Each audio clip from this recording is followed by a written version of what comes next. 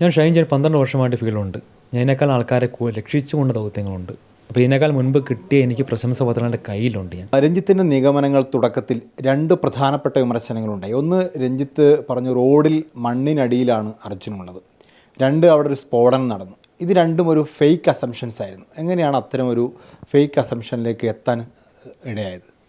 ഞാൻ എത്തുന്നത് ഈ സംഭവം നടന്ന 16-ാം തീയതിയാണ് ഇൻസിഡൻറ്റ് നടക്കുന്നത്. ഞാൻ കൃത്യം 4-ാം ദിവസം വൈകിട്ട്, ഇപ്പോൾ എന്നോട് ഞാനൊരു സാധാരണ ഒരു പണി ചെയ്തുകൊണ്ട് ട്രിവാൻഡ്രം അറ്റമാണ്. ഞാൻ ട്രിവാൻഡ്രത്തുകൊണ്ട് 40 കിലോമീറ്റർ ദൂരം. അപ്പോൾ അവിടെ ഞാൻ നിൽക്കുമ്പോഴത്തേക്കൊരു പയ്യൻ മണ്ണിനടി പെട്ട് കിടക്കുന്നു, ട്രാപ്ഡായിട്ട് കിടക്കുന്നു. നിങ്ങൾ ഉത്തരാഖണ്ഡ് പോയ ആൾക്കാർ ജീവൻ രക്ഷിച്ചില്ല. അപ്പോൾ ഇങ്ങനെ ഒരു ദൗത്യം എന്തോ ചെയ്തു. അപ്പോൾ അറിഞ്ഞാൽ നിന്നപ്പോൾ പെട്ടെന്ന് തന്നെ ഞാൻ പുറപ്പെടുകയാണ്. 4-ാം ദിവസം ഇൻസിഡൻറ്റ് നടന്നതിൻ്റെ 4-ാം ദിവസം വൈകുന്നേരം പുറപ്പെട്ടു. 5-ാം ദിവസം വൈകിട്ട് 3 മണിക്കാണ് ഞാൻ അങ്കോള സ്റ്റേഷനിൽ ഇറങ്ങുന്നത്. അപ്പം ട്രെയിൻ കർവാർ സ്റ്റോപ്പാണെങ്കിലും അങ്കോള പ്രത്യേകം നിർത്തി തരുമായിരുന്നു ട്രെയിൻ. അവിടുത്തെ അഡ്മിനിസ്ട്രേഷനൊക്കെ ഇടപെട്ട് മനാഫൊക്കെ ഇടപെട്ട് അങ്ങനെ നിർത്തി തരുമായിരുന്നു ആ ഒരു ദൗത്യത്തിൽ. അപ്പോഴത്തേക്ക് ആ കൃത്യം 5-ാം ദിവസം ഈ സംഭവമാണ് 5-ാം ദിവസമായിട്ടാണ് എത്തുന്നത്. 5-ാം ദിവസം നേവി തെരച്ചിൽ നടത്തുകയാണ്. നിങ്ങൾക്ക് അറിയാമല്ലോ അത്. പിന്നെ മാധ്യമങ്ങൾ അതിനകത്ത് തുടർത്തും പറയുന്നുണ്ടല്ലോ ഫോൺ റിങ് ചെയ്ത കാര്യം. കുടുംബാംഗങ്ങളും പറഞ്ഞു 2 ദിവസം ഫോൺ റിങ് ചെയ്യുന്നുള്ള കാര്യം പറയുന്നുണ്ട്. അപ്പോൾ ഞാൻ വരുന്ന വഴി എനിക്ക് ലക്ഷ്മിപ്രിയ മാഡത്തിൻ്റെ നമ്പർ തരുന്നൊരു മിനിസ്റ്ററാണ്.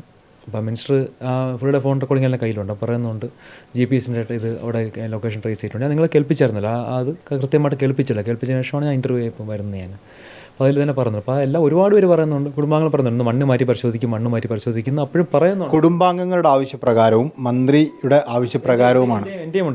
എൻ്റെ ഒരു അനുമാനം ഉണ്ടെന്ന്. അവരെ മാത്രം പറയുന്നില്ല, അവരുടെ ഒരു നിഗമനം ശരിയാണെന്ന് വെച്ചാൽ ഞാനും. കാരണം 5 ദിവസം നേവിയോട് അന്വേഷിക്കുകയാണ്. പുഴയിൽ ഓൾറെഡി അന്വേഷിക്കാൻ നേവി ഉണ്ട്.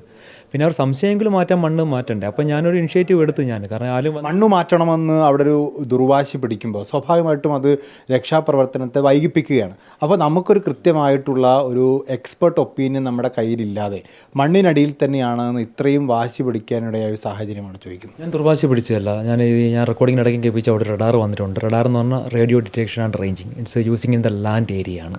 വാട്ടറിൽ ഉപയോഗിക്കുന്ന സോണാറുണ്ട്, സൗണ്ട് നാവിഗേഷൻ ആൻഡ് റേഞ്ചിങ്. അത് നേവി ഉപയോഗിക്കുന്നതാണ്. റഡാർ കൊണ്ടുവന്നതിനാ ആ സ്ഥലത്ത് പരിശോധിക്കുന്നത്. അപ്പോൾ എൻ്റെ കയ്യിൽ വീഡിയോ ഉണ്ട്.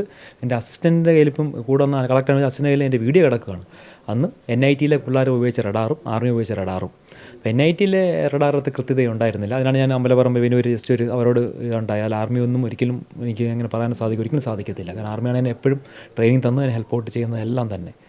ഇവിടുത്തെ ആ റഡാർ വെച്ച് 2 സിഗ്നൽസാണ് ഞങ്ങൾ മണ്ണ് മാറ്റിക്കുന്നത്. ആ വ്യക്തമായ വീഡിയോ ഇപ്പോൾ റഡാറിൽ ആ സിഗ്നൽ ഉണ്ടായിരുന്നു ഒരു മെറ്റൽ. അപ്പോൾ പിന്നെ എടുത്തു കഴിഞ്ഞപ്പോഴാണ് പിന്നീട് NIT-ൽ പിള്ളേർ പറഞ്ഞാൽ ചിലപ്പോൾ അത് എൻ്റെ മെറ്റൽ കണ്ടൻറ്റുള്ള മണ്ണും കൂടെ ആയിരിക്കുന്നു. അവരങ്ങ് പറഞ്ഞങ്ങ് ഒഴിഞ്ഞു. പക്ഷേ ഈ പഴിയെല്ലാം ആ ദൗത്യത്തിന് ചുക്കാൻ പിടിച്ച. കാരണം എനിക്ക് ഒരാൾ ലീഡർഷിപ്പ് വേണമല്ലോ അവിടെ. ആ ലീഡറിനെ എല്ലാ പഴിയും കേൾക്കത്തുള്ളൂ. കാരണം ഇപ്പോൾ പലരും പറയാനുണ്ടാകും, മിനിസ്റ്റർ പറയാൻ കാണും, അല്ലെങ്കിൽ വേറെ എന്തെങ്കിലും ആൾക്കാർ പറയാൻ കാണും, കുടുംബാംഗങ്ങൾ പറയാൻ കാണും, അല്ലെങ്കിൽ NIT-ലെ പിള്ളേർ കൊണ്ട് റഡാർ അവർ കാണും. പക്ഷേ ദൗത്യത്തിന് ലീഡറെന്ന് ഞാൻ പോയാണ് തുടക്കം വെക്കുന്നത്. ഓർമ്മയുണ്ടല്ലോ, ഒരു 5-ാം ദിവസം അവിടെ ഒരു ആക്ടിവിറ്റി കാണുന്നില്ല. എന്തെങ്കിലും ഒരു ആക്ടിവിറ്റി സ്റ്റാർട്ടപ്പ് ചെയ്യുന്നത് ഞാൻ വന്നതിന് ശേഷമാണ് ആ ലാൻഡിൽ. കാരണം ലാൻഡ് മാറ്റണമെന്ന് കുടുംബാംഗങ്ങളിലും ഒരു നിർദ്ദേശം ഇതുണ്ടായിരുന്നു. മാറ്റി കഴിഞ്ഞാൽ സമാധാനം ഉണ്ടല്ലോ അവിടെ. ഇല്ല ആ ഒരു അഭിപ്രായത്തോടു കൂടിയും മാധ്യമ ശ്രദ്ധ കിട്ടുന്ന ദുരന്ത മുഖങ്ങളിൽ ഇങ്ങനെ ഷൈൻ ചെയ്യുന്ന ഒരു രക്ഷാപ്രവർത്തകൻ എന്ന ഒരു ഇമേജിലേക്കാണ് പിന്നീട് കാര്യങ്ങൾ പോയത്. ആ ഒരു വിമർശനത്തോട് എന്താണ് മറുപടി? ഞാൻ ഷൈൻ ചെയ്യാൻ 12 വർഷമായിട്ട് ഫീൽഡുണ്ട്. ഞാൻ ഇതിനേക്കാൾ ആൾക്കാരെ രക്ഷിച്ചുകൊണ്ട് ദൗത്യങ്ങളുണ്ട്. അപ്പോൾ ഇതിനേക്കാൾ മുൻപ് കിട്ടിയ എനിക്ക് പ്രശംസ പത്രം എൻ്റെ കയ്യിലുണ്ട്. ഞാൻ ചെയ്ത വീഡിയോസുണ്ട്. ഇതിനേക്കാൾ ഹൊറിബിളായിട്ടുള്ള വീഡിയോസ്.